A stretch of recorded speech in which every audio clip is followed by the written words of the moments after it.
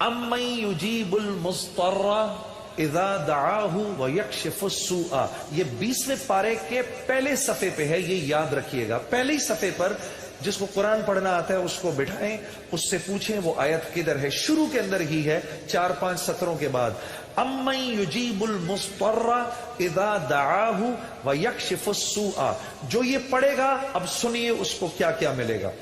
سب سے پہلے کہ اس آیت کو جو ہر نماز کے بعد پڑھے گا، اس کے بعد اگر وہ دعا کرے گا اللہ رب العزت فی الفور اس کی اس دعا کو قبول فرمائیں گے، اور اگر فی الفور قبول فرمائیں گے،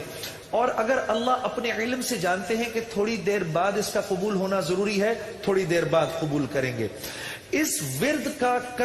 کرنے والے کی اولاد کو اچھے رشتے ملیں گے۔ جو اس ورد کا اہتمام کرے گا ہر نماز کے بعد ایک دفعہ،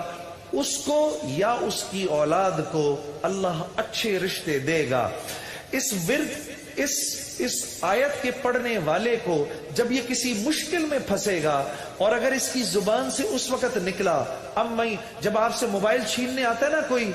اس وقت یہ دعا پڑھو، اس کو نظر ہی نہیں آؤ گے، اس کو نظر ہی، اس ظالم کو آپ نظر ہی نہیں آئیں گے۔ یہ میں آپ کو بتا رہا ہوں، میری گردن پکڑ لینا، اگر کسی کو دیکھو کہ موبائل چھیننے آ رہا ہے، یہ دعا پڑھو، امن یجیب المضطر اذا دعاہ ویکشف السوء، اللہ اس ظالم کو ہمت ہی نہیں دے گا آپ کے پاس آنے کی۔ اور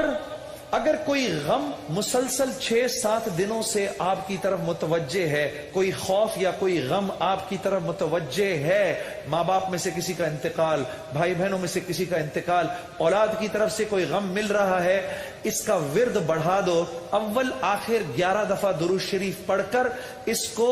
300 دفعہ دن میں پڑھو، اللہ اس غم اور خوف کو دور کر دے گا۔ یہ ورد پڑھنے والا اللہ کبھی اس کو نامراد نہیں کرے گا۔ یہ جو دعا مانگے گا، امن یجیب المضطر اذا دعاہ ویکشف السوء، اللہ اس کی دعا پوری کرے گا۔